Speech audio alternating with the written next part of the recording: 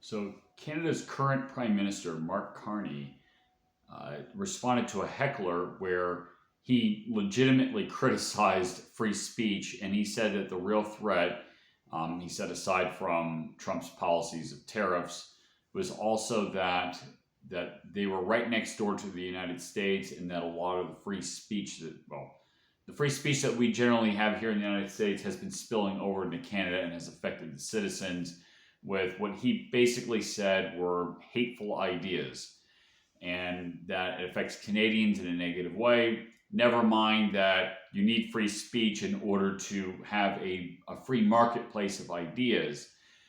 That's not what he's after.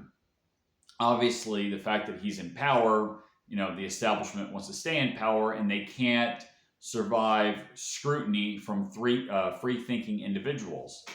So, of course, they want censorship, but he's selling this as if speech in itself is harmful to people, like bad ideas is harmful to people, as if people don't have the capacity to rationally digest ideas and they have to be directed by the state.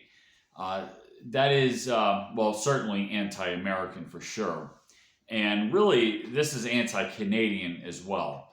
Canada has some features that are similar to the United States. There is a rugged individualism. They were a frontier country alongside the United States. It was a European colony, and people they migrated out west, settled lands, and had to deal with the wilderness as they head west.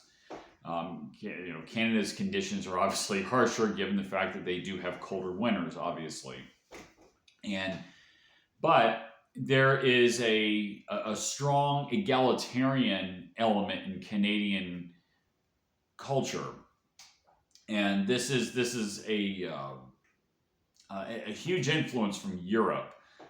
Canada is more European influenced than the United States is, and egalitarianism is nihilism, is what it is. And egalitarianism, that form of nihilism, and I've said this many times before, it's anti-reason. It's that your personal whims are more important than your relationship with reality.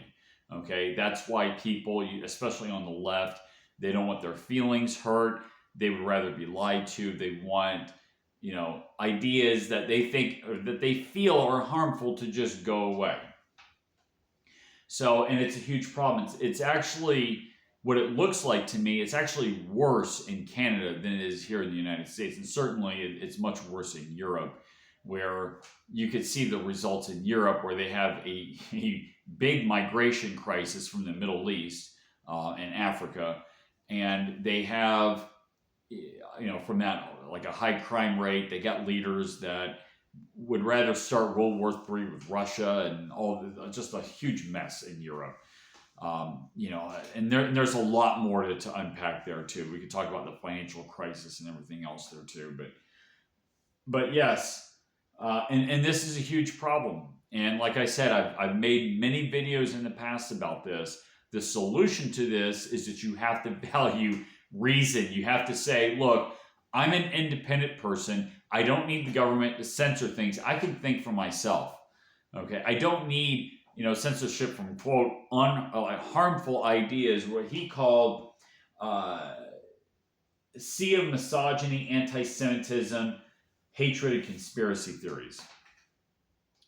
And that's a summary of what he said, that this is polluting the political discourse.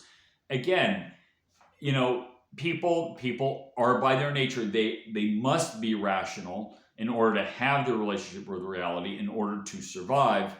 And from that's why people need freedom. They need freedom to operate in the full capacity of being a human being. It's a serene song of dehumanization. And that's what nihilism does. See, you win worship your way into dehumanization. So anyway, this guy's got to go, and hopefully in the upcoming election, Canada can pick a better prime minister.